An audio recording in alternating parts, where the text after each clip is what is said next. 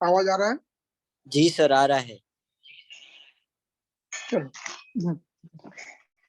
चरक कल कहा चिकित्सा तो उसके स्थान। आगे। हाँ सर। चरक चिकित्सा स्थान अध्याय 15 श्लोक नंबर 58 58। वातात् पीतात् कफात् च स्यात् रोगः त्रिभ्यः एव च हेतु लिंगम रूप भेदात् च शृणु तस्य पृथक् पृथक्।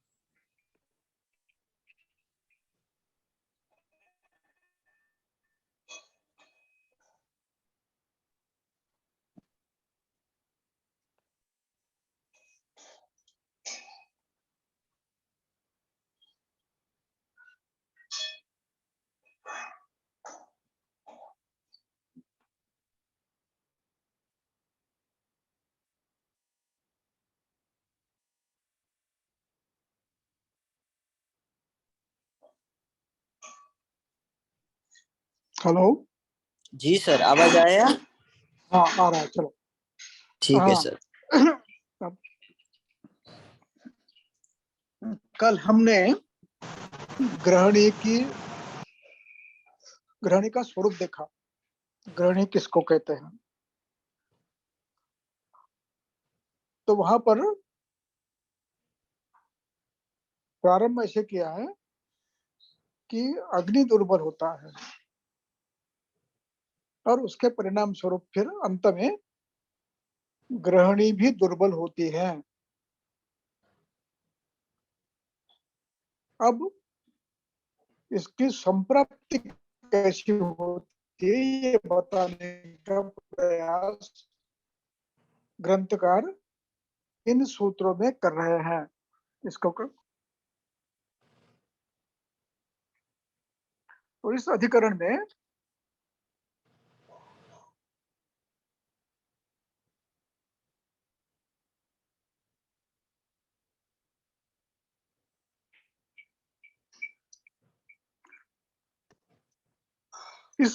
में दोषानुसार उसकी संप्राप्ति कैसी हो सकती है इसका वर्णन कर रहे हैं। इसलिए पहला सूत्र है वातात् पंचमी, पित्तात् पंचमी, कफात ये भी पंचमी है और सामने च आने से उसका द्वित्व हुआ है इसलिए कफात च किया है। तो कफात च शात रोग त्रिभ्य एव च तीनों दोषों से होता है, अलग अलग होता है और उसके अपने अपने दोषों के लक्षण भी व्यक्त करता है। इसलिए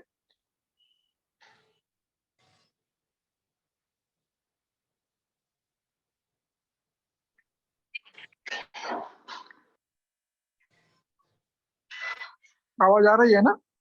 जी सर आ रही है। हेलो। हाँ सर आ रही है आवाज। हाँ हाँ। तो हेतु लिंगम पृथक विदम, इनके हेतु लक्षण पृथक पृथक होते हैं। व्याधि एक ही होता है, हेतु भिन्न होते हैं, प्रत्येक के हेतु भिन्न होते हैं। इसलिए हेतु लिंगम रूप भेदान पृथक पृथक शुणु, तो उनके हम तीनों के अलग अलग हेतु और लक्षण बता रहे हैं।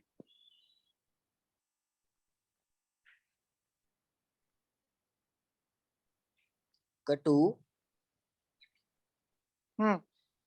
कटु तिक्त कषाय हाँ। अति रुक्ष शीतल भोजने ही प्रमित आसन अति अध्व वेग निग्रह मैथुने ही करोति कुपितो मंदम अग्नि समछाद्य मारुतः तस्या अन्नम पच्यते हाँ। दुखम सुक्त पाकम खरांगता। दुःखम। पढ़ लूं पूरा सर? अब यहाँ पर नहीं, धीरे धीरे। अभी देखिए वातज ग्रहणी के हेतु बता रहे हैं। अब इसमें 3 रस प्रमुख बताए हैं और गुण 2 बताए हैं, रुक्ष शीतल। तो कटु तिक्त कषाय, इनके सेवन से, इनका लगातार बड़ी मात्रा में सेवन करने से और स्निग्ध भोजन न करने से, इसके साथ में स्निग्ध किया तो व्याधि नहीं होगा।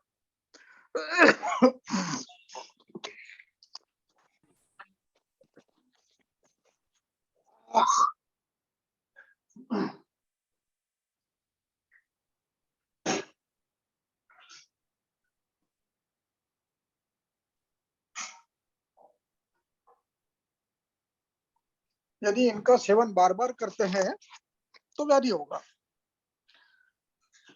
अब इसके अतिरिक्त रुक्ष शीतल भोजन, ये भी एक हेतु बताया। अब यहाँ रुक्ष शब्द से वायु के जो अन्य गुण है इनका भी समावेश आपको करना है।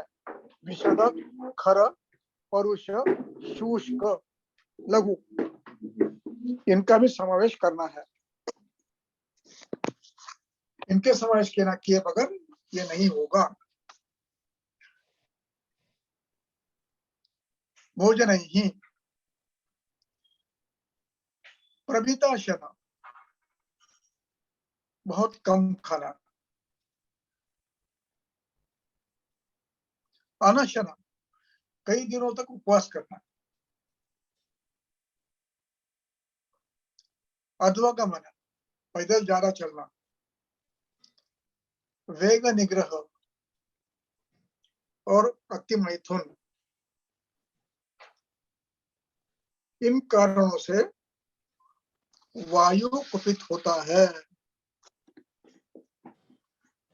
वायु कुपित होता है। यहाँ पर और सभी संप्राप्तियों में आपको एक बात ध्यान रखनी है, वायु कुपित होता है यानी क्या होता है।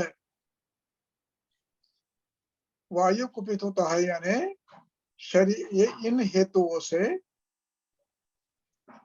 इन समान गुणों से, समान कर्मों से, समान प्रभाव के द्रव्य से, रुक्षादि गुण युक्त प्रभाव, रुक्षादि गुण युक्त द्रव्य, इनसे शरीर के धातुओं में रुक्षादि गुण बढ़ते हैं। इसी का नाम वात प्रकोप है। साक्षात वायु का रुक्ष गुण नहीं बढ़ता क्योंकि वो अमूर्त है। यह हर जगह आपको लगाना है। हृदय में भी रुद्र हुआ, वायु वो बढ़ गया मतलब हवा बढ़ गई, ऐसा नहीं है। धातुओं में रुक्षादि गुणों की निर्मित हुई है। अब ये तो सब जगह होती है। और जब आहार लेते हैं हम तो उसका परिणाम सार्वदेहिक होता है। जब सार्वदेहिक में भी जब ये परिणाम अग्नि अधिष्ठान में होता है तो वो व्याधि करता है। चरक के विमान स्थान के 6वें अध्याय में एक श्लोक आया है कि वाताविभूते कोष्ठे अग्नि विषमा भवति।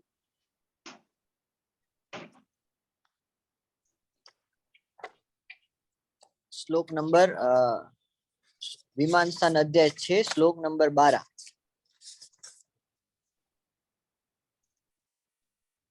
विमान स्थान 6 श्लोक नंबर 12।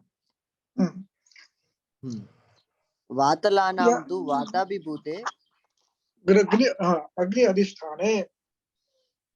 अब अग्नि अधिष्ठान शब्द का अर्थ है महाश्रोतस और स्वयं पित्त। पित्त में भी रुक्षादि गुणों का बढ़ोतरी होती है और ग्रहणी अवयव में भी रुक्षादि गुणों की बढ़ोतरी होती है। इसको कहते हैं संचाद्य मारुता अथवा अभिभूत होना। यहाँ अभिभवन शब्द है, ये बड़ा अच्छा शब्द है। इनका परिणाम होता है इनका इन्फ्लुएंस पड़ता है, ये होते हैं, उत्पन्न होते हैं, और इसका परिणाम अग्नि के परिणाम क्षमता में होता है, इसलिए अभिमोहन कहते हैं, इन्फ्लुएंस इन डालना। गुण तो बढ़ गए और उसका परिणाम किस पर हुआ? परिणमन पे हुआ। इस बात को वादाभिभूते इस शब्द से बताया है। जब वायु के गुण बढ़ते हैं तो ग्रहणी और पित्त, इनकी परिणमन क्षमता में बदलाव आता है, इसी को कहते हैं संच्छाद्य मारुतः। ये समझना है, यानी यहाँ पर हवा नहीं बढ़ती है पेट में, धातुओं के दोषों के रुक्षादि गुण बढ़ते हैं। चलो मूल श्लोक पढ़ो।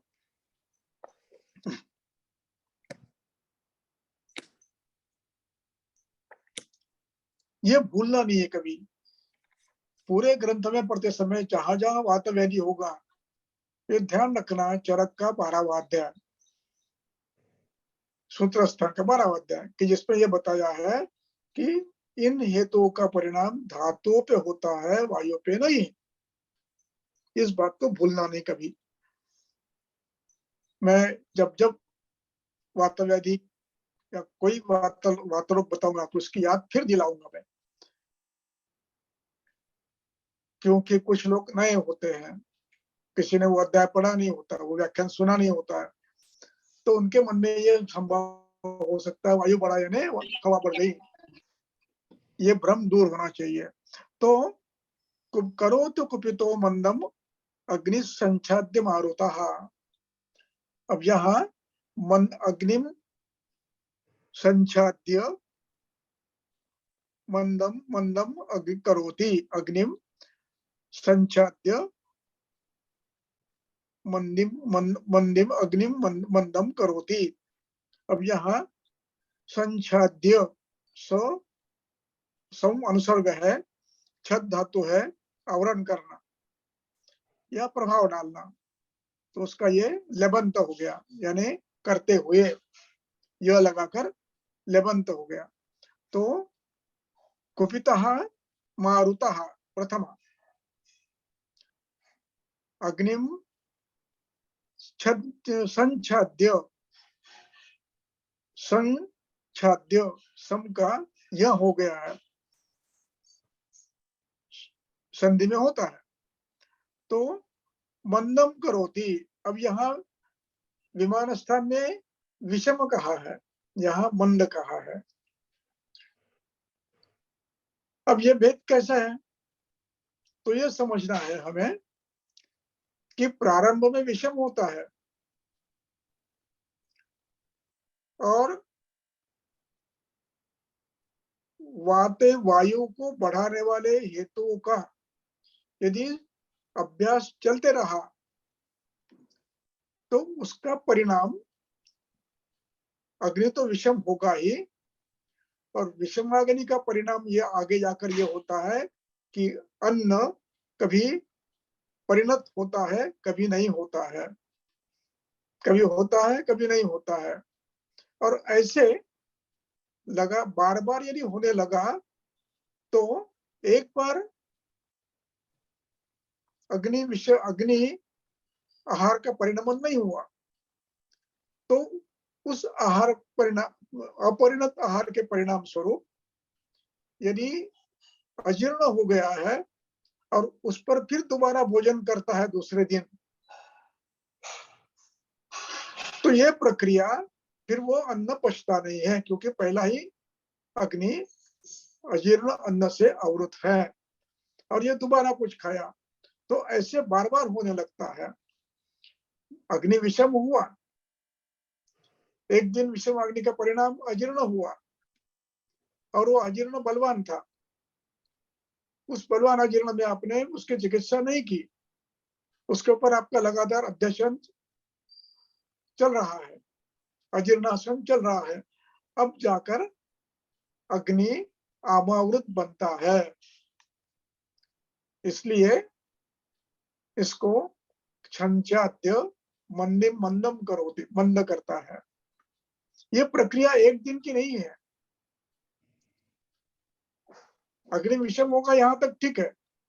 विषमाग्नि होने के बाद जिस दिन अजीर्ण हुआ उसके बाद यदि उसकी चिकित्सा नहीं हुई, उसी पे आप अध्ययन करते रहे, अजीर्णाशन करते रहे, तो उसका परिणाम अमोत्पत्ति, अमोत्पत्ति, अमोत्पत्ति, अमोत्पत्ति, अमविष, ये होते हुए अग्नि आवृत हो जाएगा। इस प्रक्रिया को उन्होंने बंदी करोति। अब यहाँ ये प्रक्रिया अपेक्षित है संभव तंत्र युक्ति से। इसको कहते हैं संभव तंत्र युक्ति। आपको कल याद होगा गृहिणी में शील शब्द एक बार प्रयोग किया। शीलस्य, अध्यशन शीलस्य, अजीर्ण भोजन शीलस्य, ऐसे जिसका शील बना है, जिसकी प्रवृत्ति ऐसी है कि बिना समझे समझे भोजन कर लेना है, समय हो गया भोजन कर देना, समय हो गया भोजन कर देना, सुबह शाम दोनों समय। शुरुआत अग्नि विषम से हुई, अजीर्ण हुआ, अजीर्ण की चिकित्सा नहीं हुई, अजीर्णाशन, अजीर्णाशन, अजीर्णाशन, अमविषोत्पत्ति, अग्नि संचात्य मारुतः। इस प्रकार ये प्रक्रिया हमें संभव तंत्र युक्ति से और उहम तंत्र युक्ति से समझनी है। यहाँ दोनों तंत्र युक्ति लगानी है, उहन और क्या कहा मैंने, संभव तंत्र युक्ति, हाँ ये लगाना है। अब इसके परिणाम क्या होगा? जब कोई व्याधि वातज व्याधि होता है, वायु के हेतु लगातार होता है, तो उसका प्रभाव पूरे शरीर में होता है। यदि दीर्घकाल तक हेतु चलते रहे बड़ी मात्रा में, तो उसका परिणाम पूरे शरीर में होगा। इसलिए लक्षणों में आपको ये दिखेगा, नख, नेत्र, मूत्र, त्वक, इनमें रौक्ष, शावता ये दिखेगा, शावारूढ़ता ये दिखेगी, धातु क्षय मिलेगा, रसादी धातु का क्षय होगा। ये सभी घटनाएं अपेक्षित है।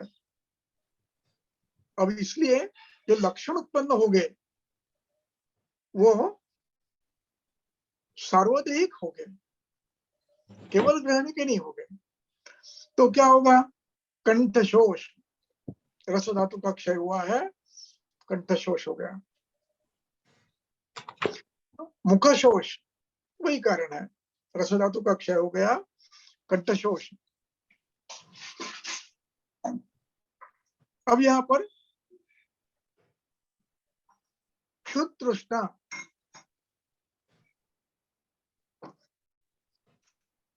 अब यहाँ पर क्षुत तृष्णा, ये इसका क्रियापद क्या है?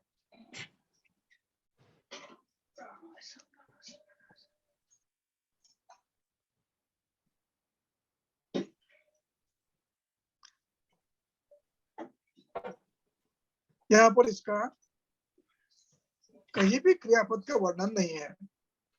तो कंठाशोषम करोति, क्षुत तृष्णाम च करोति,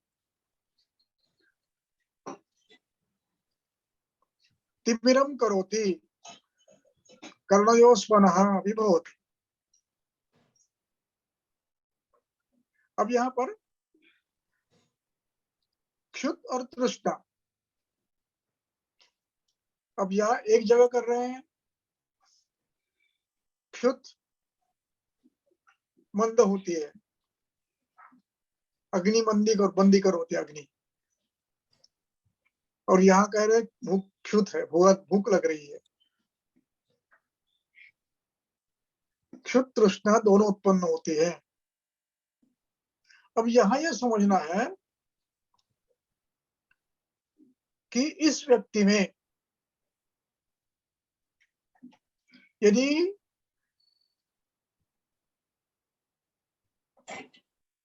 रसादि धातुओं का क्षय तो हो चुका है।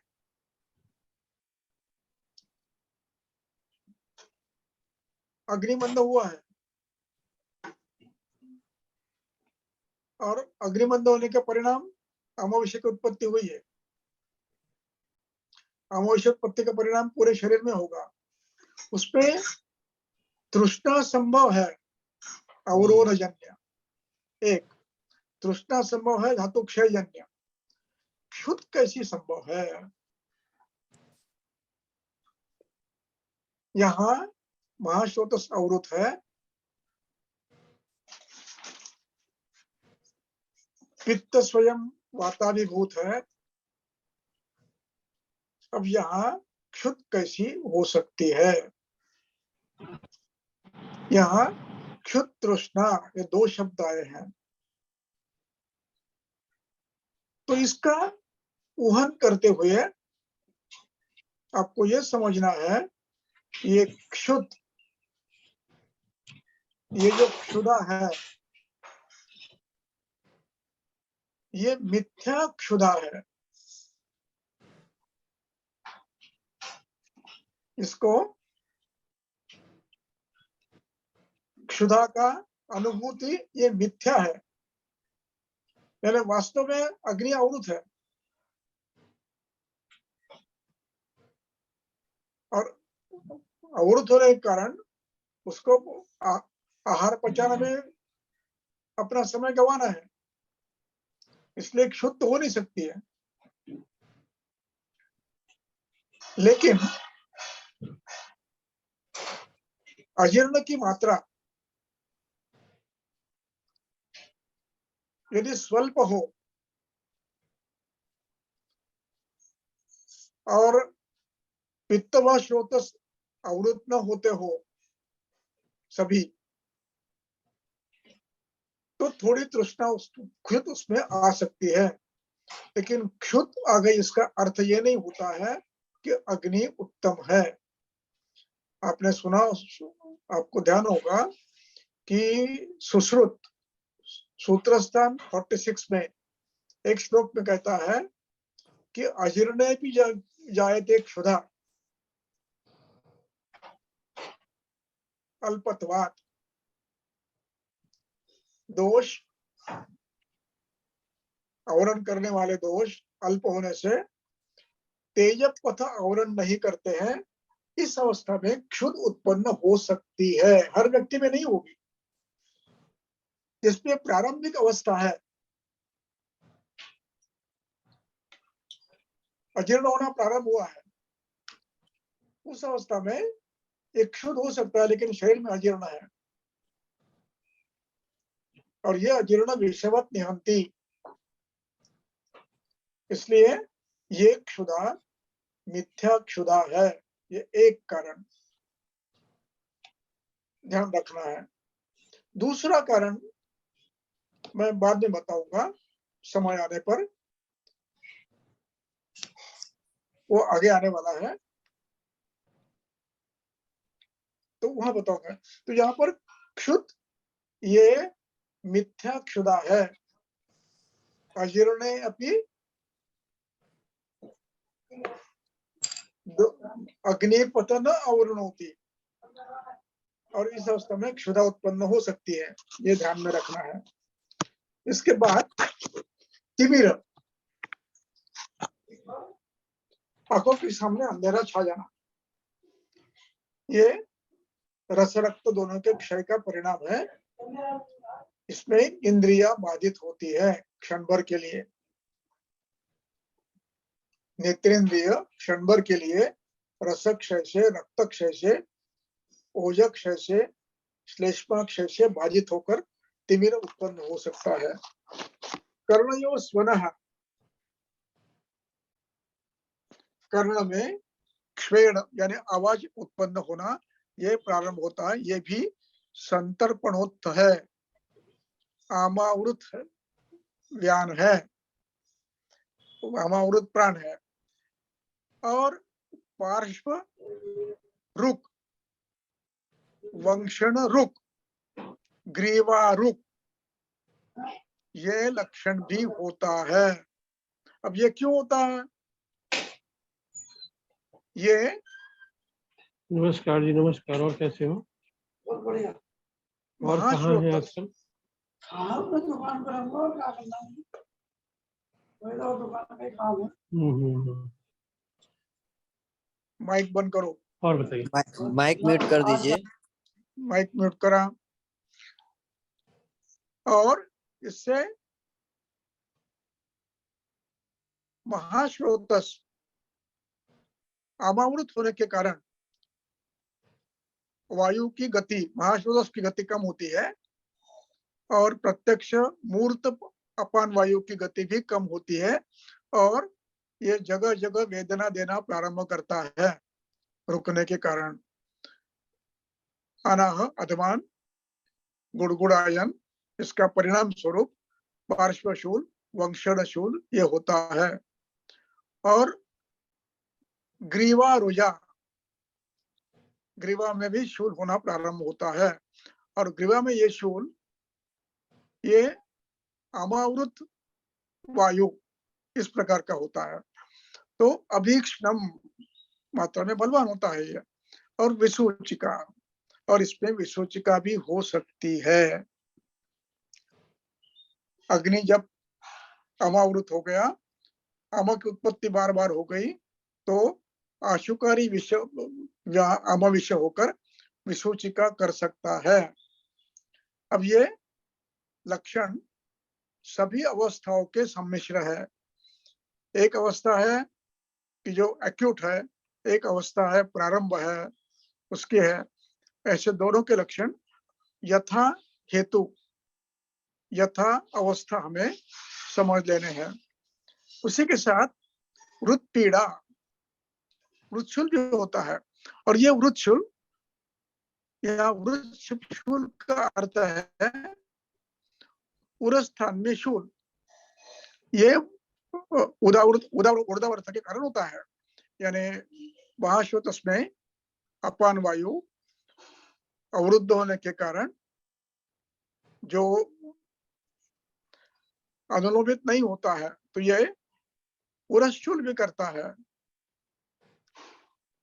अब ये कार्श दौर्बल्य, ये जो लक्षण है ये दीर्घकालिक लक्षण है। यदि विषमाग्नि की अवस्था और मंदाग्नि की अवस्था दीर्घकाल रही तो कार्श दौर्बल्य होगा। वैरस्य होगा, यानी मुख में एक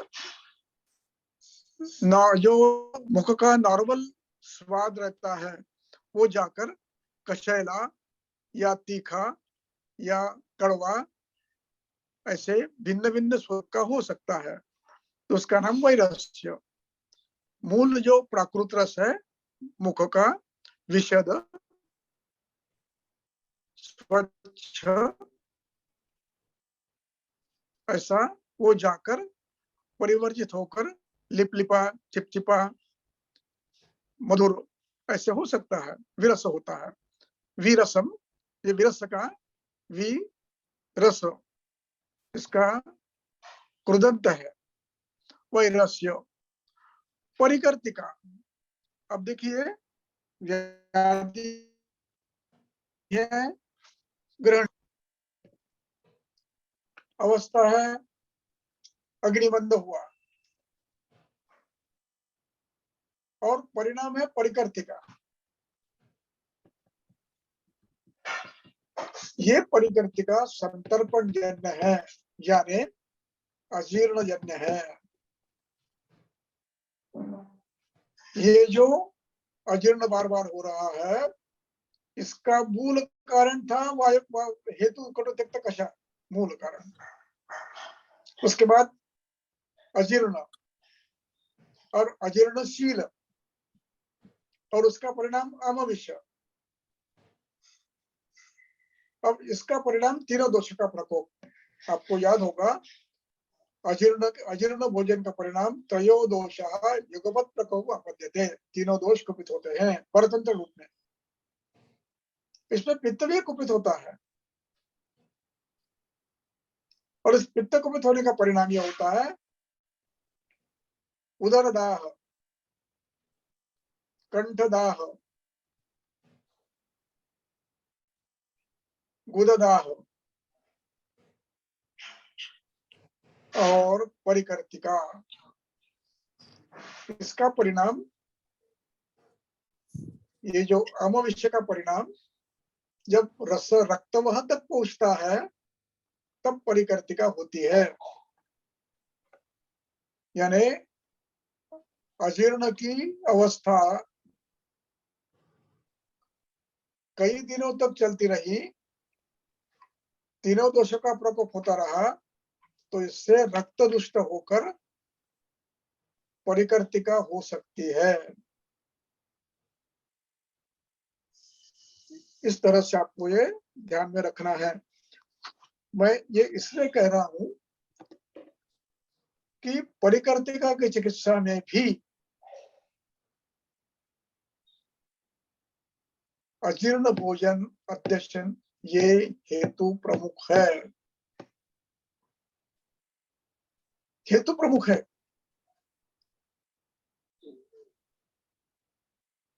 और इन व्यक्तियों में आप परिकर्तिका के लिए स्थानिक उपचार करोगे, वो ठीक होगा कुछ दिनों तक, लेकिन बार बार होते रहेगा।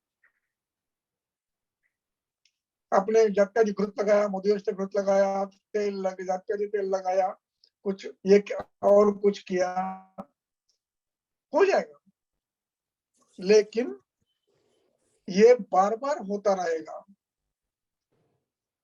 जब तक आप अजीर्ण भोजन मत नहीं करोगे तब तक। इसलिए परिकर्तिका पित्त वृद्धि रक्त दुष्टिजन्य है, हेतु अजीर्ण भोजन अध्यशन मंदाग्नि है। इस बात को नित्य ध्यान रखना है। केवल रक्त का विचार नहीं करना है, रक्त पित्त का विचार नहीं करना है, यह भी देखना है कहीं अजीर्ण भोजन तो नहीं है, ये रक्त प्रकोप पित्त प्रकोप परतंत्र पित्त से तो नहीं हुआ है, ये ध्यान देना है। इसलिए ये परिकर्तिका लक्षण पैतिक है, रक्त दुष्टि का है, लेकिन ये अजीर्ण जन्य है। गृद्धि सर्वरसानाम च, अब इसमें ये दाह के परिणाम स्वरूप पेशेंट को बार बार खाने की इच्छा होती है, और इसमें प्रायः जो प्रिय रस है, मधुर अम्ल लवण, इनकी इच्छा होती है। सर्वरसानाम कहने का अभिप्राय प्रायः इनकी, और तीसरा अमावस्था के कारण कटुतिक्त की भी इच्छा होती है, वो खाने की इच्छा भी होती है। चिपचिपापन है, कड़वापन है, ये कम करने के लिए सभी रस, अन्य रसों की इच्छा होती है, और ये पैच्छिल्य और ये कम करने के लिए बार बार सुपारी या लवंग या ऐसे कुछ खाने की बार बार इच्छा होती है। इसलिए ये गृद्धि सर्वरसानाम ये शब्द इस अर्थ में नहीं है कि इसमें ये हो जाती है इच्छा हो, ये इससे तृप्त होने की इच्छा होती है, अर्थ नहीं है। इसकी आवश्यकता महसूस होती है, क्योंकि शरीर में अभिषंध बड़ा है, शरीर में उपलेप हुआ है, अमावस्था है, श्लेष्मा प्रकोपित है, पित्त प्रकोपित है, तो उसके प्रतिकार में कभी तिक्त रस की इच्छा होती है, कभी कषाय रस की इच्छा होती है, कभी कटुरस की इच्छा होती है, कभी लवण की होती है, और मधुरा आदि की तो होती ही है। इसलिए सर्वरसानाम वृद्धि मनस सदनम तथा, अब इसमें मन का अवसाद भी होता है, यानी किसी काम में मन नहीं लगता, कुछ काम करने की इच्छा नहीं होती। मनसा सदनम तथा, ये इस प्रकार वातज ग्रहणी के लक्षण केवल स्थानिक मुक्त न होते हुए सर्वदेहिक होने लगते हैं। अब इसका विशेष लक्षण, और ये लक्षण प्रारंभ में है, जीर्णे जीर्यति च अधमानम। अधमान होता है भोजन जीर्ण होने के बाद अथवा परिणमन के समय में, और यह अधमान जब तक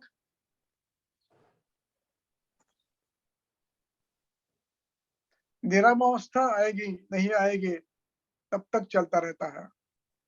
ये एक अवस्था। और आपने गर्म पानी पिया, कुछ सेक दिया, तो आत्मा चला जाएगा।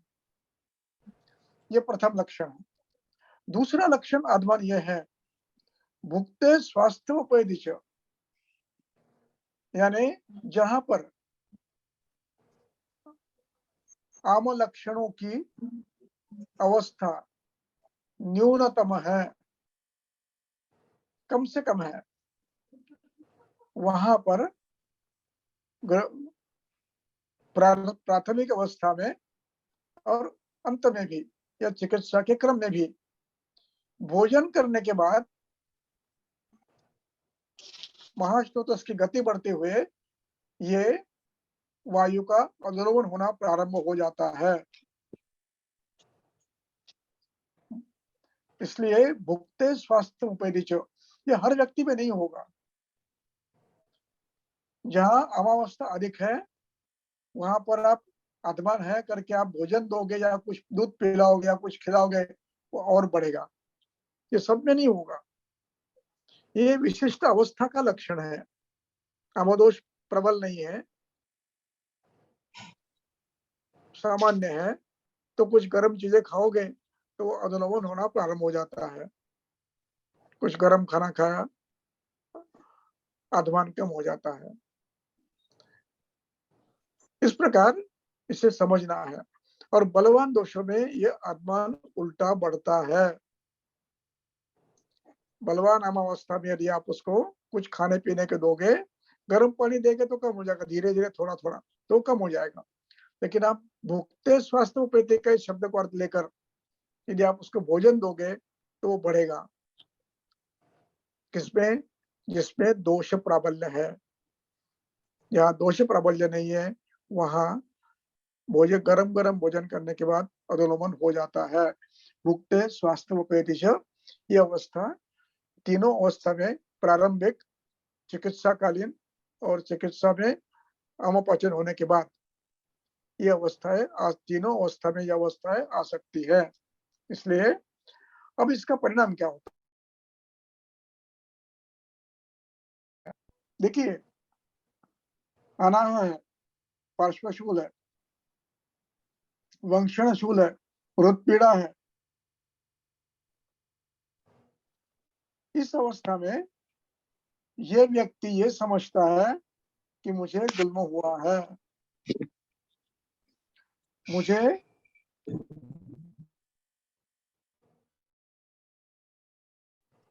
प्लीहा बड़ी है, ऐसी शंका उस व्यक्ति को आने लगती है।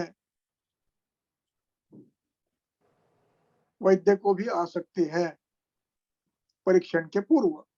लेकिन जैसे जैसे वैद्य परीक्षण करना प्रारंभ करेगा वैसे उसकी शंकाएं दूर होकर ये समझ जाएगा कि ये वातज ग्रहणी है, ये पार्श्वशूल, ये वंशनशूल, ये हृदशूल नहीं है, ये उदावर्त का लक्षण है। ये वो समझ जाएगा और फिर उसकी चिकित्सा करके उसको साम्यावस्था में प्रसवित करेगा। ये हुआ वातगुल्म हृदरोगी प्लीहा शंकी च मानव। मानव में वैद्य भी आ गया है। जैसे परीक्षण करते जाओगे वैसे आपको ध्यान में आएगा कि ये हृदरोग भी नहीं है, ये गुल्मा भी नहीं है और ये भी नहीं है। अब यहाँ गुल्मा की अनुभूति होती है, क्या होता है?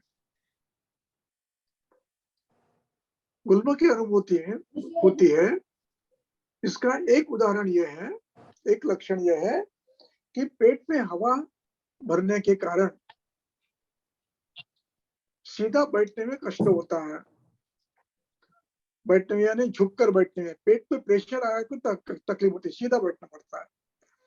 अब थोड़ा झुक गए, पेट पे प्रेशर डाला तो आपको वेदना शुरू होती है, अस्वस्थता होती है या सांस फूलती है।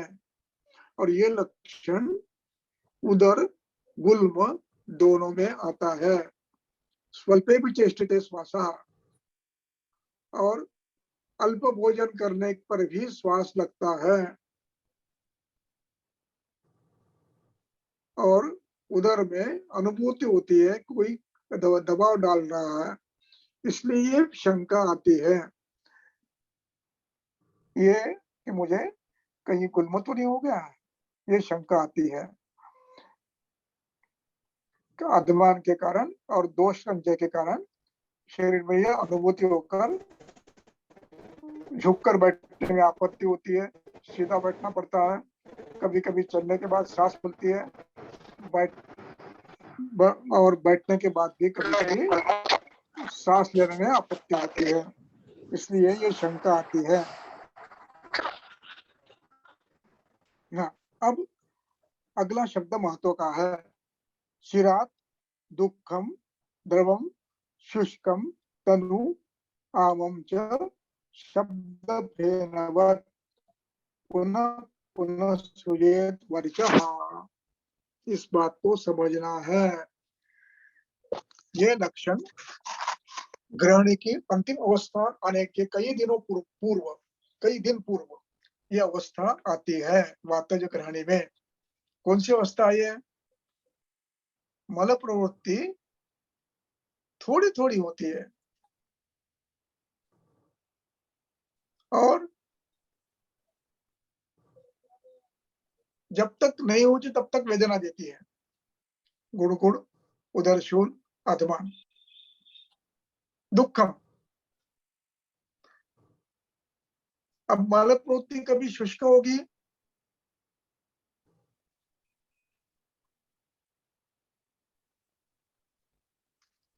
आम होगी और थोड़ी थोड़ी होगी, और बार बार मल कभी द्रव होगी और कभी कभी ये और मल प्रवृत्ति पुनः पुनः होगी। ये जो चिराग समय पर नहीं होगी, देरी कभी ना कभी भी होगी दिन भर में। दूसरा, जब तक होती नहीं तब तक पेन होते रहेगा, कभी द्रव होगा कभी शुष्क होगा, कभी बारीक होगा थोड़ा थोड़ा होगा, आम होगा, सशब्द बाहर निकलेगा और सफेद निकलेगा। ये लक्षण आपको ग्रहणी के दुर्बल होने के पूर्व मिलते हैं।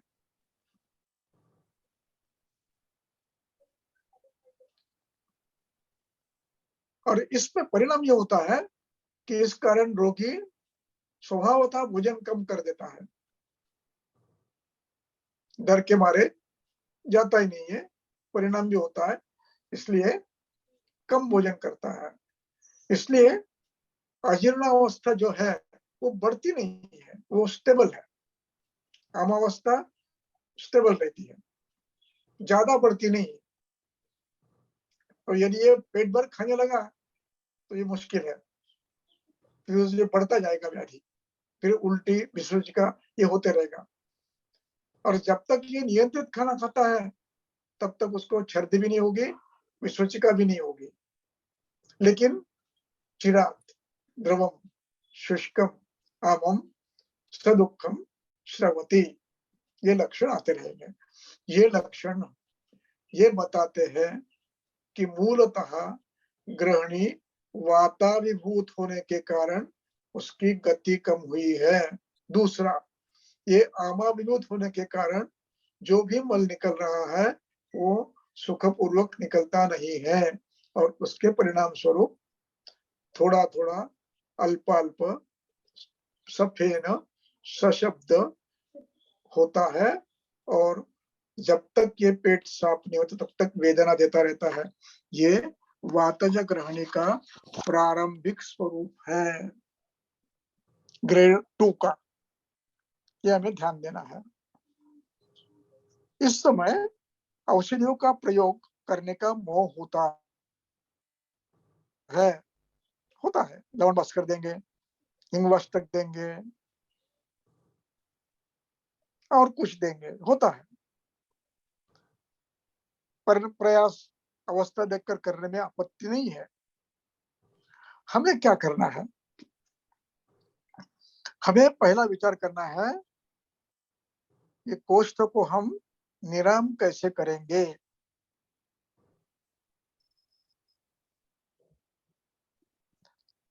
वो करने का प्रयास प्रारंभ कर देना है और फिर करते रहो चिकित्सा। कठिन है, मैं विस्तार से बात बताऊंगा, लेकिन इसमें मोह होता है कि चलो कुछ दे देंगे, हिंगवश तक देंगे, लवण बस्कर दे देंगे, समुद्रारी चूर्ण दे देंगे वगैरह, होता है। लेकिन ये इसके परिणाम तात्कालिक होते हैं और ये आप दीर्घकाल तक नहीं दे सकते। दीर्घकाल दोगे रक्त प्रदोषित व्याधि होगा, ये ध्यान रखना है। तो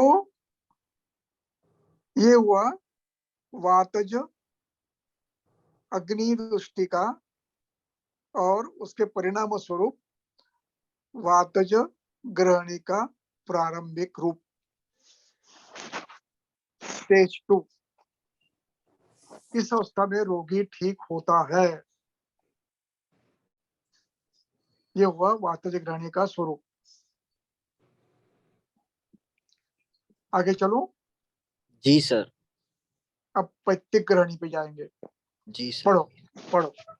कटु अजीर्ण विदाही अम्ल क्षार आदेहि पित्तम उल्बणम अग्निम आप्लावयन्ति जलम तप्तमिव अनलम सह अजीर्ण नीलपित्ताभम पित्ताभः सार्यते द्रवम पुति अम्लोद्गार रतकंठदाह अरुचि तृष्ण अर्दितः।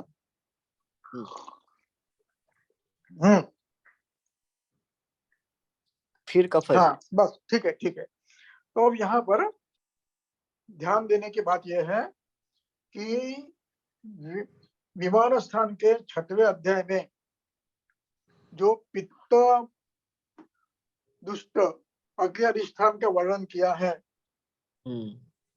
उससे एकदम विपरीत है। वहां पर जो वर्णन है, अग्नि तीक्ष्ण होता है, तीक्ष्ण अग्नि। हाँ। और यहाँ क्या कह रहे हैं? यहाँ अग्नि आप्लावित होता है। जैसे गर्म पानी क्यों न हो, अग्नि पर डालो तो बुझ जाता है। यहाँ पर ध्यान देना है कि यहाँ पित्त उल्बण तो है, कटु क्षार अम्ल, इनसे तो उल्बण है, किंतु ये अजीर्ण युक्त भी है। ये बार बार अजीर्ण करने से होता है। पित्त वृद्धि यहाँ पर होने वाली स्वतंत्र भी है और परतंत्र भी है।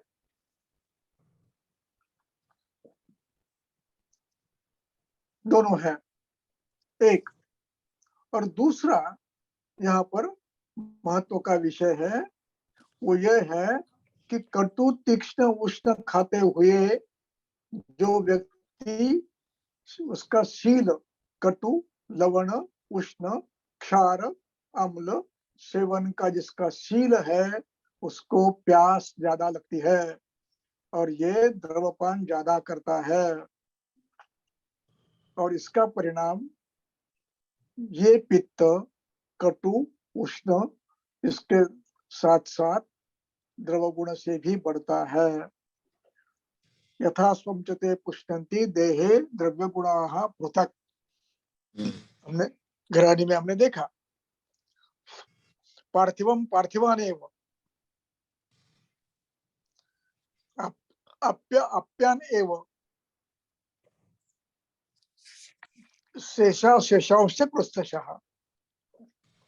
तो यहाँ पर कटुरस के सेवन के साथ साथ ये स्वाभाविक है, लवण के सेवन के साथ ये स्वाभाविक है कि बार बार धूप में घूमने के बाद ये स्वाभाविक है कि व्यक्ति पानी ज्यादा पीता है, और ये पित्त अब द्रव गुण से भी बढ़ता है, अजीर्ण है, द्रव गुण का सेवन ज्यादा है, कटुष्ट का ज्यादा है, इसका परिणाम अभी अग्नि मंद हो चुका है। अब इसमें अग्नि मंद होने का परिणाम ये तो होने वाला, अजीर्ण होने वाला है। अब अजीर्ण पित्त वृद्धि द्रव गुण से, उष्ण गुण से, तीक्ष्ण गुण से, इसलिए सार्यते द्रवम नील पीताभम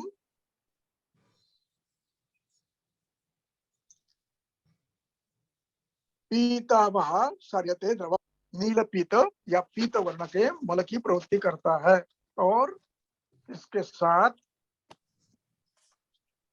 उदर में दाह भी होता है, गुददाह भी होता है, नेत्रदाह भी होता है, करपाद दाह भी होता है, क्योंकि पित्त वृद्धि जो होगी वो पूरे शरीर में होगी, कहीं ना कहीं वो अपना प्रभाव दिखाएगी। इसलिए पित्त वृद्धि के स्वरूप आपको अन्यत्र भी दिखेंगे। पित्त स्वतंत्र परतंत्र रूप से भी बढ़ रहा है। अब इसमें अम्लोद्गार है, ये अम्लोद्गार ये बता रहे हैं कि महाश्रोतस में शुक्तत्व है, आमविषत्व है, और पित्त भी उससे दुष्ट हुआ है। शुक्तत्व याति यानी अम्लत्व याति, और संसुज्यमानम पित्तेन जरयति अम्ल पित्तम, तो उससे अम्लोद्गार आएंगे, दुर्गंध आएगी, और हृत्कंठ दाह होगा, या हृददाह से अभिप्राय है अन्ननलिका में दाह, कंठ दाह होगा, अरुचि होगी, तृष्णा से भी पीड़ित होगा। यहाँ अर्जित शब्द ये पीड़ावाचक है। इस प्रकार अब इसमें अन्य लक्षण नहीं बताए हैं, तो वो भी आपको पैतृक लक्षण महाश्रोतस में गुददाह, गुदपाक, अर्ति, परिकर्तिका ये गृहित रखने हैं, उसको अतिरेश तंत्र युक्ति से आपको यहाँ पर लेना है। इसके बाद ये हुआ पैतृक ग्रहणी। तो इसमें बार बार अजीर्ण और बार बार तिक्त, लवण तिक्त का सेवन करने का परिणाम, उदक पान का सेवन परिणाम करके अजीर्ण हुआ, और ये अमविष्य शरीर का द्रव धातु कोष्ठ में लाकर अतिसार कराता है। अतिसार संप्राप्ति में ये बात आई है कि कोष्ठ में जो विदग्ध आहार है, ये विदग्ध आहार, शुक्त आहार, आमविष, ये शरीर के स्वेद, मूत्र आदि द्रव धातु को कोष्ठ में लाकर अतिसार करता है। सार्यते द्रवम, अतिसार करता है। ये केवल पित्त का नहीं है, ये पित्त तो बड़ा है, द्रवगुण से ही बड़ा है, और ये अमविषावस्था जो आई है, इसका परिणाम यदि ये बलवान है तो शरीर का द्रव धातु भी खींचता है। मूल पित्त का द्रव गुण है, सरगुण है और शरीर का द्रव धातु भी आता है और बार बार गर्म, द्रव, दुर्गंधित, पीत, नील, पीताभ मल प्रवृत्ति होती रहती है। इस प्रकार ये रोगी आपको बताता है कि ऐसे मालूम ये हो रहा है कि गर्म पानी निकल रहा है और ऐसे व्यक्ति को यदि ये अतिसार बार बार होने लगा ऐसा इस प्रकार तो बुधदाह बुधपाक भी होता है। ये हुआ पैतृक का। कफ पढ़ो। गुरु अति स्निग्ध शीत आदि भोजनात् अति भोजनात् भुक्त मात्रस्य च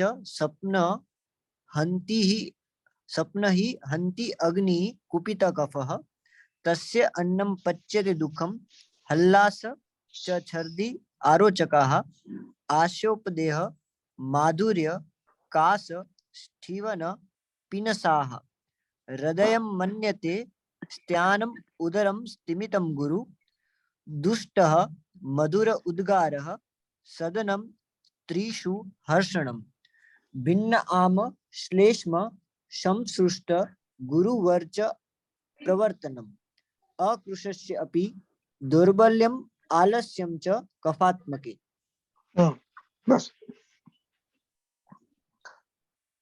हेतु प्रारंभ के हेतु अग्निदुष्ट करने वाले हेतु गुरु, अति स्निग्ध, अति शीत, अति भोजन और भोजन किया कि सो गए।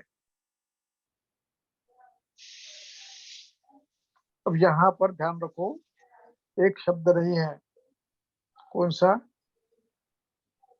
भुक्त मात्रस्य दिवा स्वप्नात्, ये शब्द नहीं है, स्वप्नात् है। अन्यत्र भुक्त मात्र से स्वप्नात् प्रभय का कारण आया है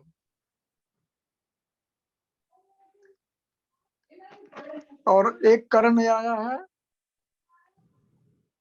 भोजनोत्तर दिवास्वप का। यहाँ पर अभिप्रेत यह है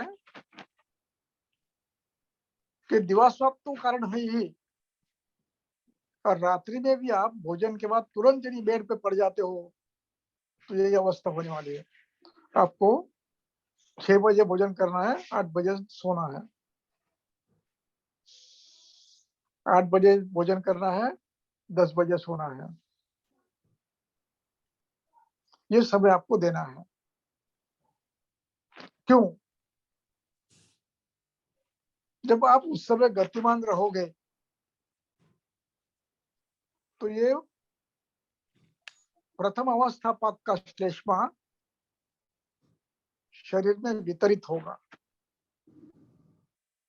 और यदि आप पड़े रहेंगे, सोए रहेंगे तो ये वितरित नहीं होगा। आप तो गप्पे मारने हैं, हास्य विनोद करना है, बोलना है और प्रथम अवस्था पाक के श्लेष्मा को जहां तक हो सके शरीर में वितरित करना है और नहीं तो ये आमाशय में रहते हुए क्या करेगा? अन्न में सम्मिश्रित होगा, अग्नि अवरुद्ध करेगा, अंत में अग्नि अवरुद्ध करेगा। इसलिए या हंत्यग्निम कुपित कफः, ये जो कारण है ये भुक्त मात्र से स्वप्नात् से भी हो सकता है। केवल दिवा स्वप्न नहीं है, दिवा च रात्रि च दोनों लेना है।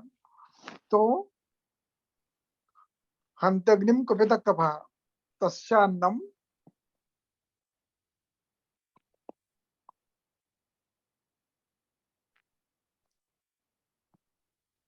पच्यते दुःखम मधुल्लास छर्दि अरोचकाः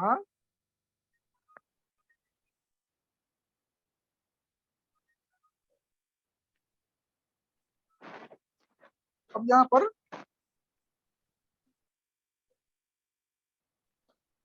पच्यते दुःखम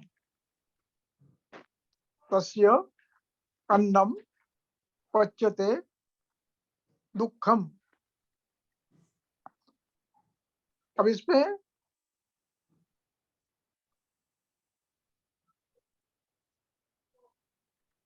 अन्न तो प्रारंभ में परिणत होता है, लेकिन कैसे होता है? गौरव के साथ, तंद्रा के साथ, आलस्य के साथ, अनुत्साह के साथ, स्थैमित्य के साथ। ये आराम से नहीं पचता, है अग्निमंद का लक्षण है प्रारंभ में।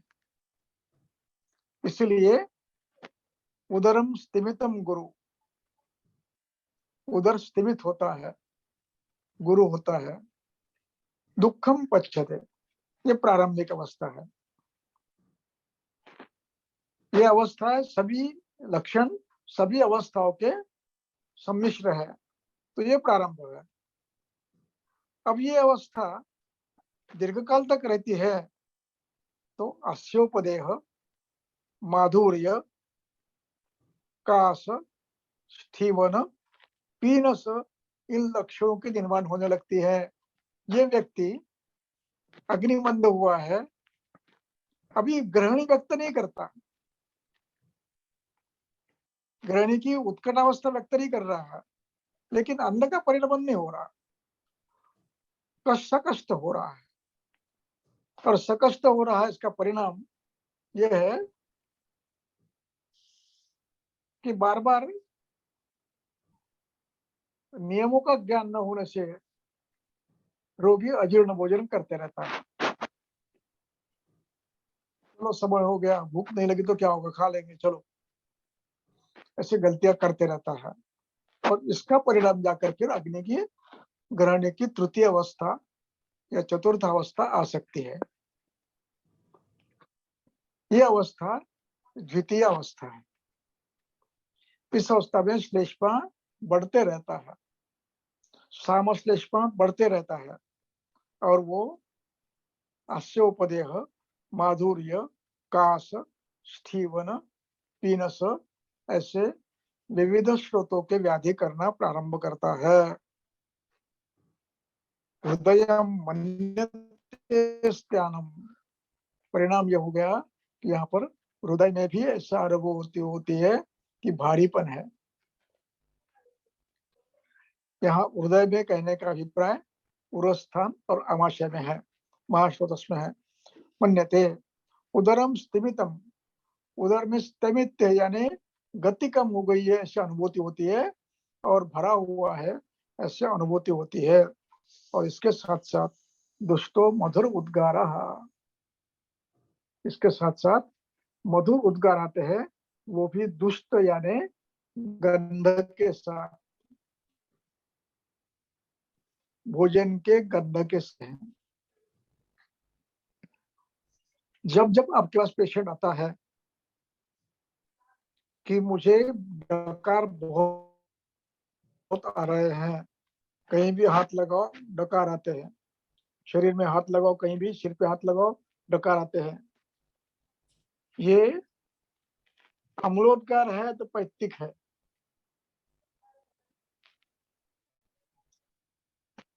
अम्ल पित्त जन्य अजीर्ण जन्य है। और हेतु यदि कफज है, अव्यायाम है, दिवास्वप है, गुरु भोजन है, अजीर्ण भोजन है, तो ये कफज अजीर्ण के लक्षण है। कई पेशेंट ऐसे आते हैं कि डकार आते हैं, बहुत डकार आते हैं, कुछ नहीं, सुबह का नाश्ता कम कर दो, बस भोजन जीर्ण होने दो, भोजन जीर्ण हुआ ये व्याधि नहीं होगा, अजीर्ण है। तो दुष्टो मधुरोद्गार सदनम, शरीर सदन होता है, उत्साह कम होता है, और यदि ये अवस्था दीर्घकाल तक रही, धातु क्षयात्म अवस्था तक ये चलती गई,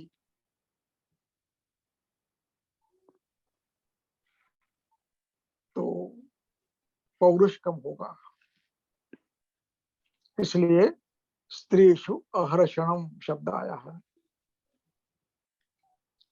शु शु का ऊ का वह हुआ है, स्त्रीषु अहर्षणम,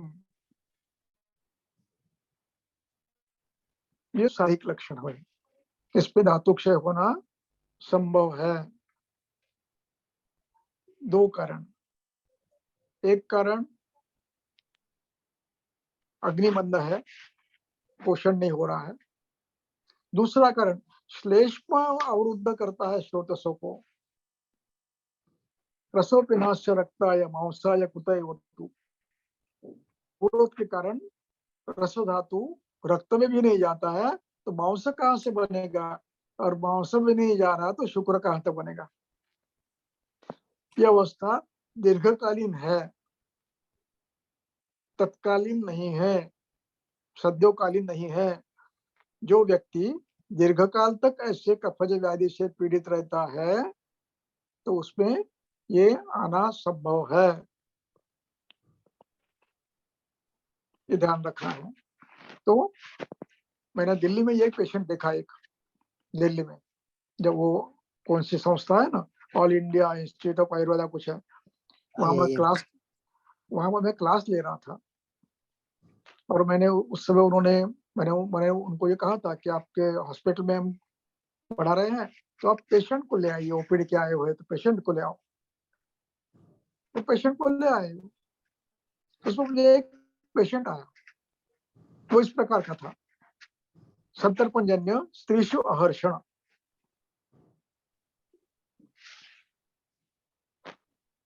हेतु निकाल कर मैंने बता दिया कि इसको कुछ नहीं करना है, केवल हेतु बंद करना है बस, और उसको असवरिष्ठ दो, हो सके तो शोधन करो, अपने आप हो जाएगा। तो यह संभव है कि संतर्पणजन्य आहार से श्लेष्मा बढ़ता है, सामश्लेष्मा बढ़ता है, तो यक्ष्मा की संप्राप्ति प्रारंभ होती है। यक्ष्मपीनस मेहादीन, अपने कल ग्रहणी में पढ़ा, श्लेष्मा यदि आमसंदुष्ट हुआ तो जनयति यक्ष्म पीनस मेह। यहाँ पर पीनस जो लक्षण आया है वो कफज है, और यहाँ पर अन्य जो लक्षण है भिन्नामस्तेषम गुरोच प्रवर्तनम, ये कि श्लेष्माजन्य है, और स्त्रीषु अहर्षण ये भी श्लेष्मोद्भव है, श्रोतरोध प्रदान है, और इसपे भी बहुमूत्रता आती है। तो भिन्न मतलब ग्रथित नहीं होता है, भिन्न होता है, आम संश्लिष्ट होता है, दुर्गंध है, और श्लेष्मा से संश्लिष्ट है और पानी में डूबता है। गुरु प्रवर्तनम, यहाँ गुरु शब्द इस अर्थ में है जो पानी में डूबता है। और क्यों आम संश्लिष्ट है, श्लेष्मा संश्लिष्ट है, इसलिए पानी में डूबता है। और अंतिम लक्षण है अकुशस्यापि दौर्बल्यम, ये इस पे दौर्बल्य अधिक होगा, ज्यादा कृष्ण नहीं आपको दिखेगा ये, क्योंकि कफज है। तो कफज होने के सोमो गुण तो है इसमें, सोमो गुण होने से स्निग्धत्व रहेगा,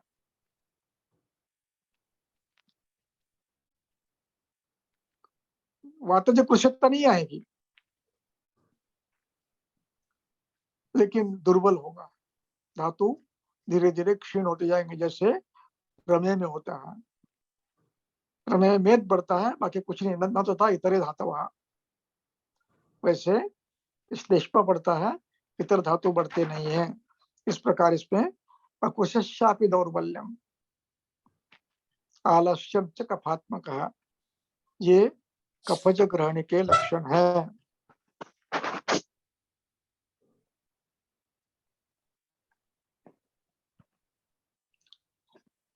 अब यहाँ इसके बाद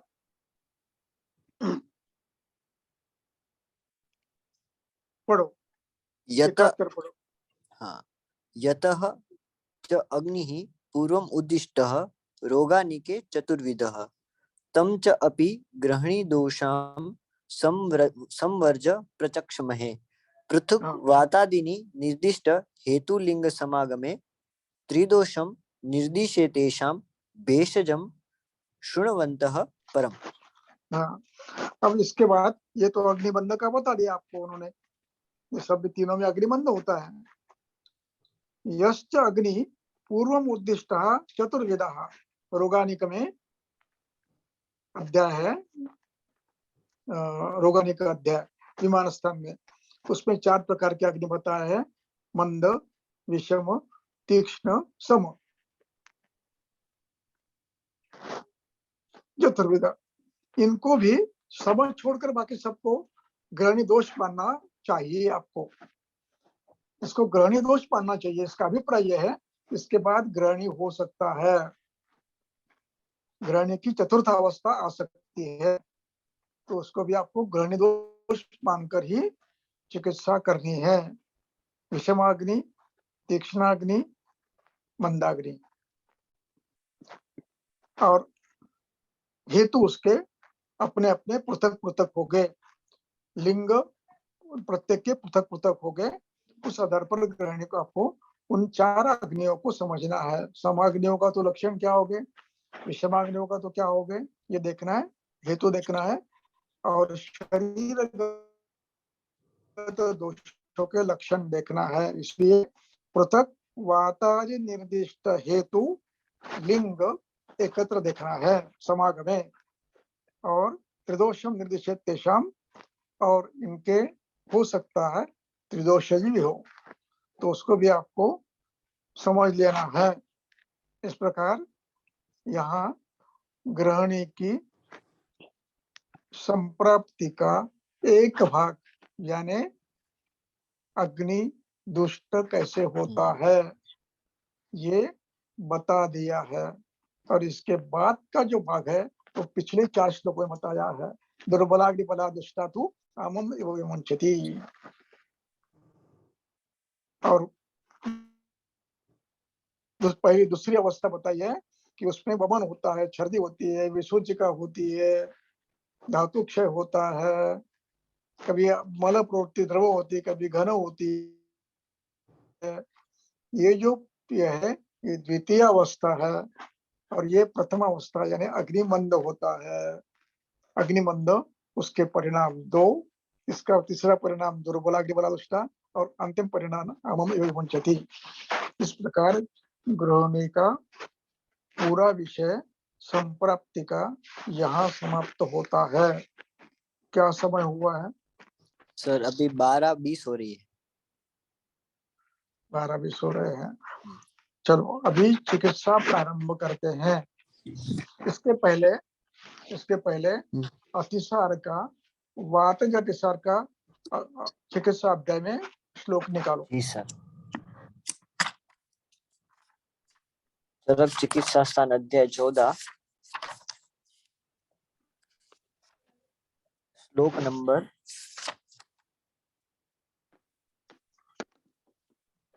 8, सॉरी अर्श है, नहीं 14 नहीं, सॉरी 19 होगा। 19 सर, हाँ 19 का श्लोक नंबर 5।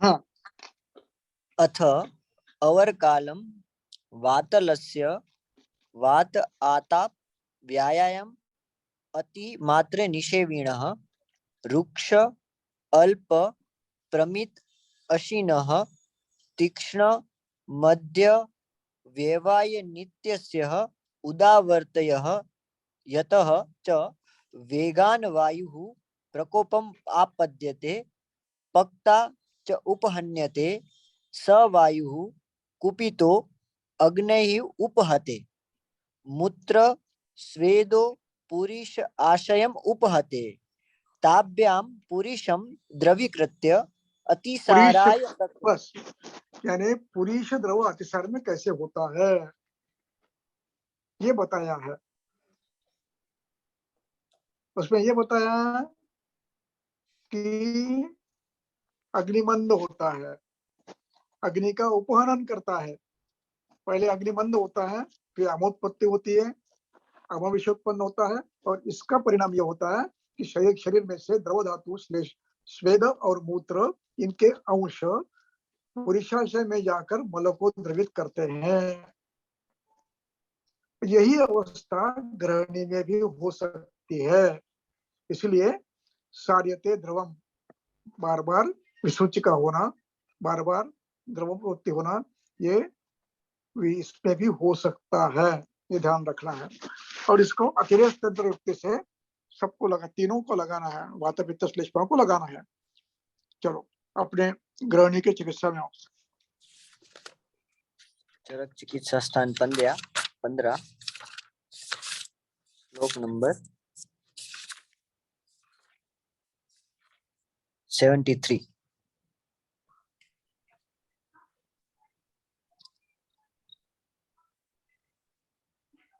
पढ़ू सर? हाँ। ग्रहणीम आश्रितम दोषम विदग्धम आहारम मूर्छितम सविष्टम प्रशेक अरति विदाह अरुचि गौरवैः आमलिंगा लिंगान्वितं दृष्ट्वा सुखोष्णेन अम्बून् हरेत् फलानां वा कषायेण पिप्ली सर्सपेः तथा लीनम। बस बस बस बस, ठीक है। इतना काफी। एक अवस्था, ये अवस्था एक समाप्त होती है। अब देखो ग्रहणी में आश्रितम दोषम, उपसर्ग है, श्रित ये पास्ट पार्टिसिपल है, और आश्रित यानी ग्रहणी में स्थित दोष जो कई दिनों से उत्पन्न हुए हैं और ग्रहणी में आश्रित हो गए हैं। दोषम विदग्धाहार मूर्छितम, अब ये कैसे है? अजीर्ण आहार से बड़े हुए हैं। विदग्ध आहार मूर्छितम, अजीर्ण भोजन और अजीर्ण आहार, इनसे ये ग्रहणी दोष निर्माण हुआ है। ग्रहणी आश्रितम दोषम, वात पित्त श्लेष्मा कोई भी होगा, ये तीनों हो सकते हैं। तो ये क्या करते हैं? प्रारंभ में सविस्तंभ, प्रसेक, वेदना, अर्थियन वेदना, विदाह, अरुचि गौरव, ये लक्षण उत्पन्न होते हैं। एक विस्तंभ है, सविस्तंभ, यहाँ भी उपसर्ग है। स्तंभ यानी रुकना, ये क्रियापद है, स्तंभ धातु है, स्तंभ का यह स्तंभ बना है। तो और उसका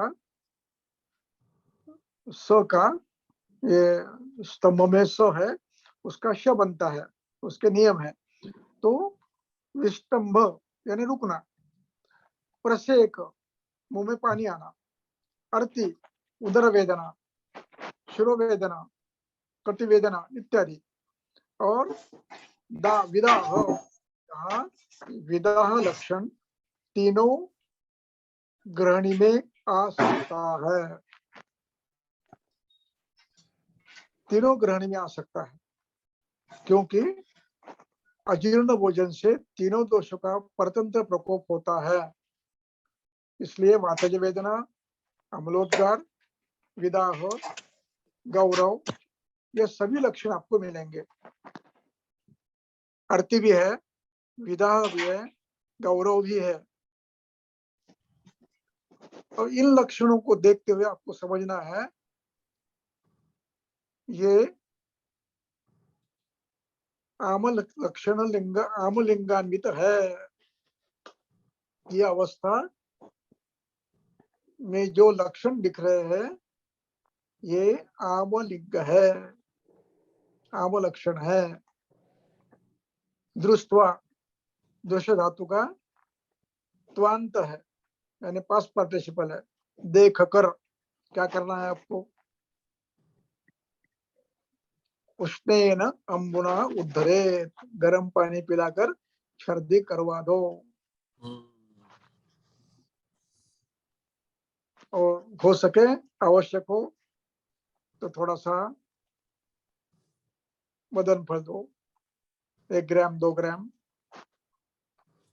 अथवा पिप्पली सरशब दो, अथवा लवणांबू दो। और पहला काम करो, ये इन लक्षणों से युक्त यदि है, विबंध है, प्रसेक है, उल्लास है, अरुचि है, अविपाक है, गौरव है, निकाल दो। उदरशूल है, निकाल दो। एक काम हो गया। दूसरा, लीनम पक्वाशस्थम, पक्वाशय में गए हैं दोष, नहीं निकल रहे हैं, लीन है। लीन का अर्थ 2 है, आश्लिष्ट है, आश्रित है, और दूसरा अर्थ है मात्रा कम है। क्या करना है? श्राव्यम सदीपन ही, सदीपन ही श्राव्यम।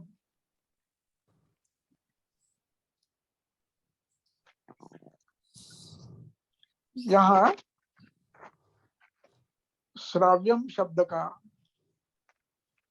अर्थ पाचन करते हुए निकालना यह है।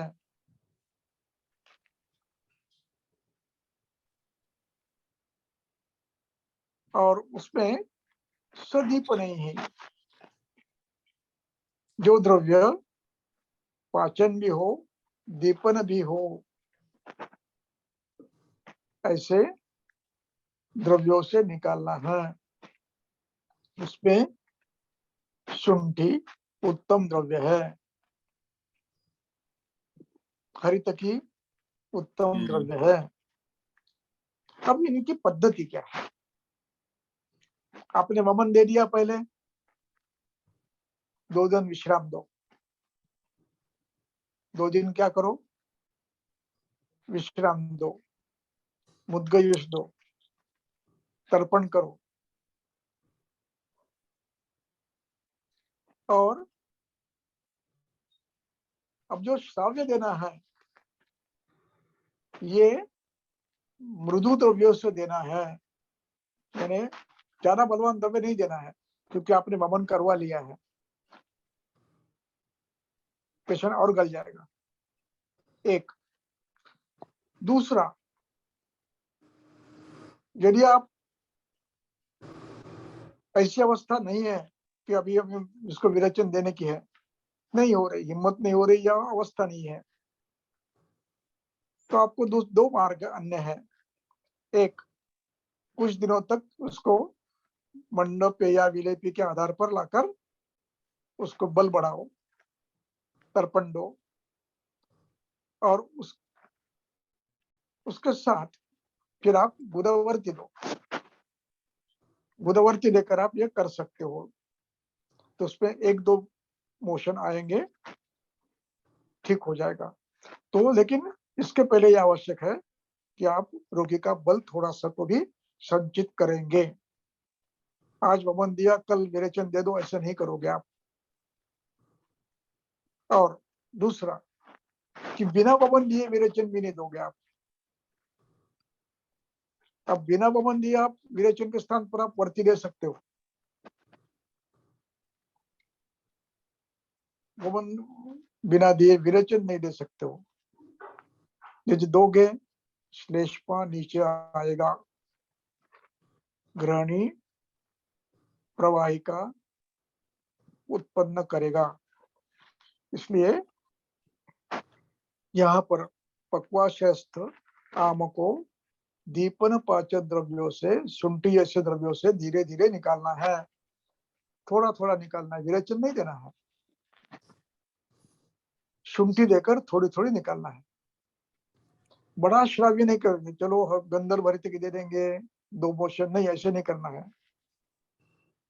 धीरे धीरे श्रवित करना है, जो कि इनका पाचन भी करे, अग्नि का दीपन भी करे और इनको बाहर भी निकाले। इस प्रकार आप कर सकते हो, विरेचन नहीं दोगे।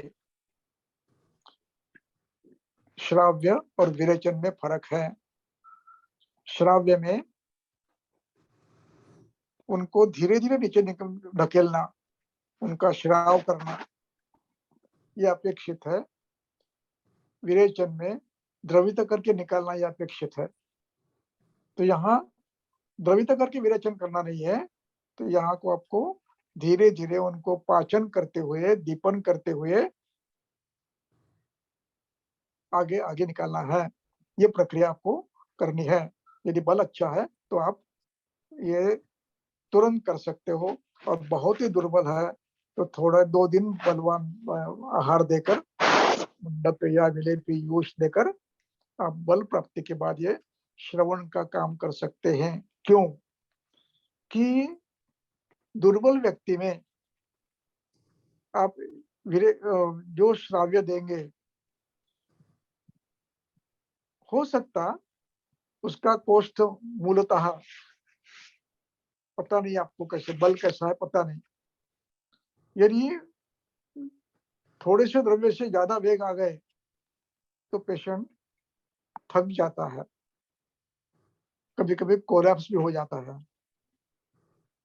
इसलिए ये करना है तो धीरे धीरे करना है, शांति से करना है, गड़बड़ नहीं करना है। तो लीनम पक्वाशस्तम अपि आमम श्राव्यम सदीपन ही, पाचन के साथ दीपन भी देना है। ये अवस्था आपको ध्यान देकर करना है। दूसरा, शरीरानुगत साम्य। अब कोष्ठ शुद्ध हो गया, अब आप औषधियों का प्रारंभ कर सकते हो। जब तक पक्वाशय, जब तक आमाशय दोषावृत है, आमावृत है, तब तक आप औषधियां नहीं देंगे। उसको धीरे धीरे पाचन देकर अल्पाल्प उष्णांबु, शुंठी अंबु पाकर दोषों का पाचन करते करते करते करते आमाशय जब रिक्त होगा, उसके बाद आप अग्निदीपन करेंगे, और अग्निदीपन के बाद संसर्जन का बाद फिर आप मंडपेयाक्रम करने के बाद आपको जो उचित लगता है वो लघुत्तम औषध देकर आप शरीरस्थ दोषों का पाचन करोगे। शरीरानुगते सामे रसे लंघन पाचन। यहाँ लंघन का शब्द है अल्पाशन, और पाचन देना है। और उसके आगे का शब्द जो है विशुद्ध आमाशय अस्मै ही, आमाशय विशुद्ध हो गया है। ये मैंने पहले कहा, तो उन्होंने बाद में कहा। तो ये पहले करना है, आमाशय को पहले विशुद्ध करना है। और लंघन पाचन जो देना है वो क्या देना है, उसका उल्लेख करते हैं। पंचकोलादि विश्रुतम देयात पेयादि लघ्वन्नम। पंचकोल से शुद्ध पेया, विलेपी, लघुअन्न देकर लंघन पाचन आपको देना है। किसको? विशुद्ध आमाशय। इसका आमाशय विदुषित हो गया है, उसको लंघन पाचन देना है। कैसे देना है? पंचकोलादि भी श्रुतम पेयादि लघुअन्नम देयम। इतना साफ साफ साफ साफ साफ लिखा है,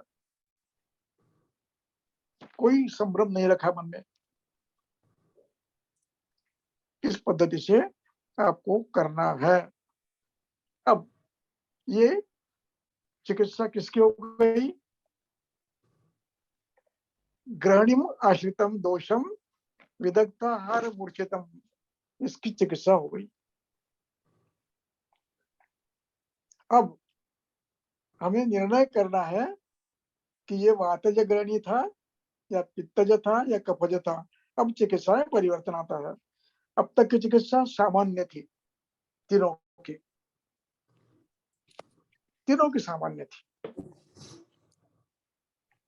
अब यहाँ से प्रारंभ होता है वातज ग्रहणी की चिकित्सा। मारुत ग्रहणी कदम परिपक्व ज्ञातवा, परिपक्व हो गया। अब क्या करना है, पढ़ो।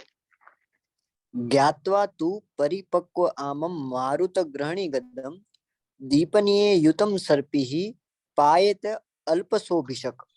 धीरे धीरे धीरे धीरे दीपन से भी पिलाना है। अल्पशा का अभिप्राय है, पहले रस्वा मात्रा, रसीयसी मात्रा 10 ml, 5 ml, 20 ml, इनमें से जो उचित लगे आपको देश काल का विचार करते हुए उससे प्रारंभ करेंगे। और जैसे परिणमन की क्षमता बढ़ेगी वैसी मात्रा धीरे धीरे बढ़ाते जाओगे। तो अल्पशः पायेत दीपनीय युतम सर्पी, लवण आम्ल युत सर्पी, क्योंकि वायु है ना, तो लवण आम्ल देना है, सर्पी मधुर है। तो ये अल्पशः पायेत भिषक, दीपनीय द्रव्यों से सिद्ध किया हुआ घृत अल्पशः बार बार देकर अग्नि दीप्त करो, क्रम है। अब ये घृतपान देने से क्या होगा,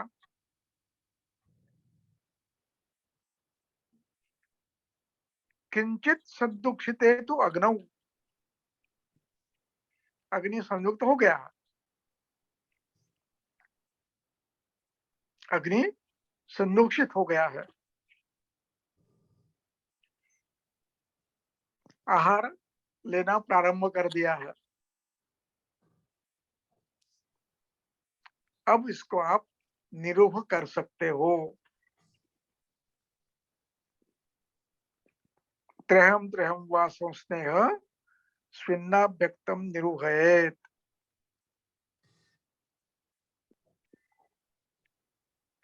अब यहाँ से आगे जो वर्णन है इसको कल लेंगे हम, आज यहीं रुकते हैं। जी सर, धन्यवाद सर। किसी को कोई प्रश्न है तो पूछ सकते हैं सर को।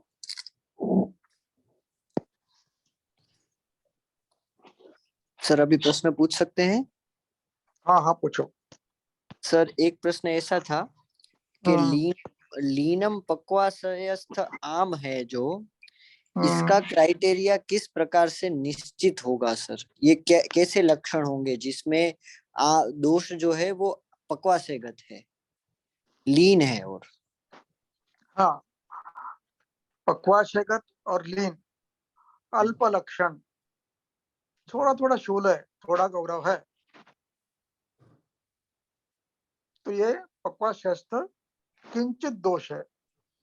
बलवान निबंध बलवान लक्षण नहीं है, शूल बलवान नहीं है, गौरव बलवान नहीं है, इस अवस्था में उसको आप लीन दोष कहेंगे, अल्प दोष है तो।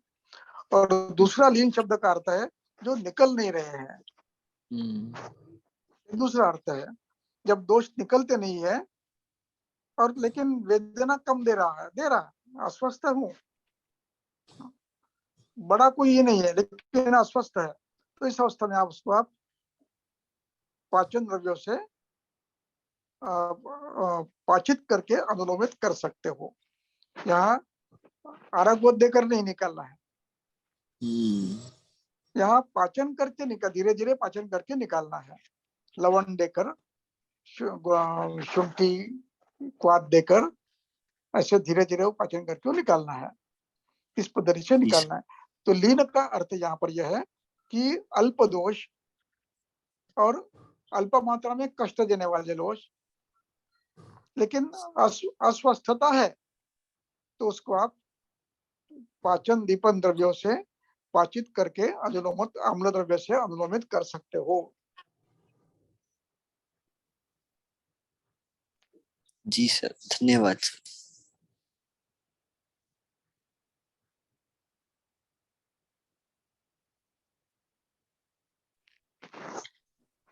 नमस्कार सर।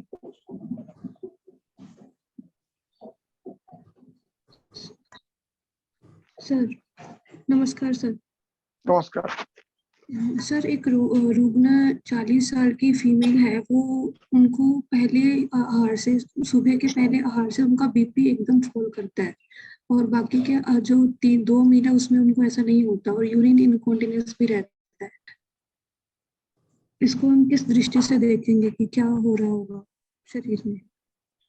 प्रतीक, जी सर। मुझे आवाज सुनाई नहीं है, आप सुने हो तो मुझे समझाओ।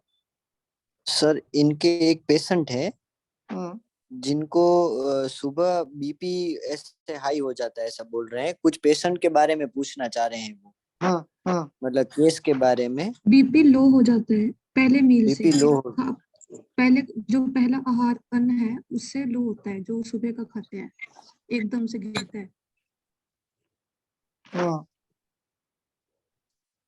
तो ये व्यक्ति आहार करने के बाद इसको तुरंत मोशन होते हैं क्या? No sir. तुरंत उसको टट्टी जाना पड़ता है क्या? No sir. पूछ लो एक बार। नहीं जाना पड़ता। हाँ, तो इसमें होता क्या है कि जब आप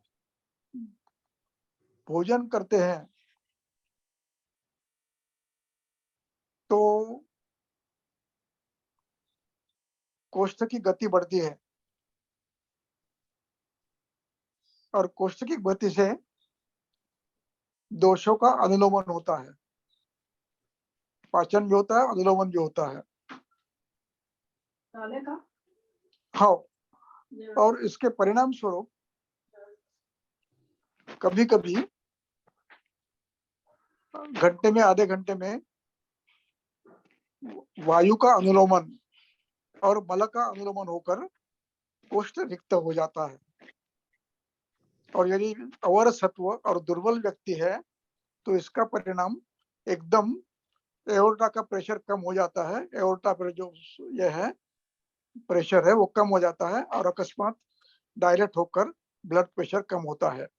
इसलिए मैंने पूछा कि देखो, मल प्रवृत्ति या मूत्र प्रवृत्ति या अनुलोमन ये अकस्मात होता हो तो ये होता है। एक दूसरा कारण कि थोड़ा सा परिणाम, ये बीपी कितना डाउन होता है, बहुत डाउन होता है या थोड़ा होता है? सर 80 70 तक चला जाता है, उसके बाद दूसरे जो थोड़ा धीरे धीरे उनको आहार देने से वो ठीक होने लगता है। 80 सिस्टोलिक या Yes, डायस्टोलिक? सिस्टोलिक। और डायस्टोलिक कितना रहता है?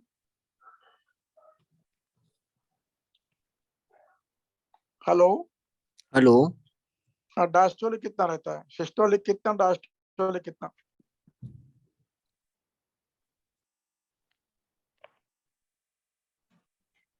सर उसमें सिर्फ 80 ही नीचे वाला जो है, और एक जो सिर्फ 80 ही बताता है, और वो बीपी नीचे आता ही नहीं है।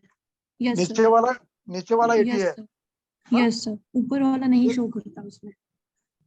हाँ, तो नीचे शो नहीं करता यानी मशीन में शो नहीं करता है और सर या और लिखा जब हुआ उनकी नहीं? नाड़ी देखते बिल्कुल ही मंद हो जाती है, जो नाड़ी भी होती है बिल्कुल ही हाँ, स्लो जो होती है, ऐसा करके जब देखा गया, चेक किया गया तो चेक नहीं कई। करा।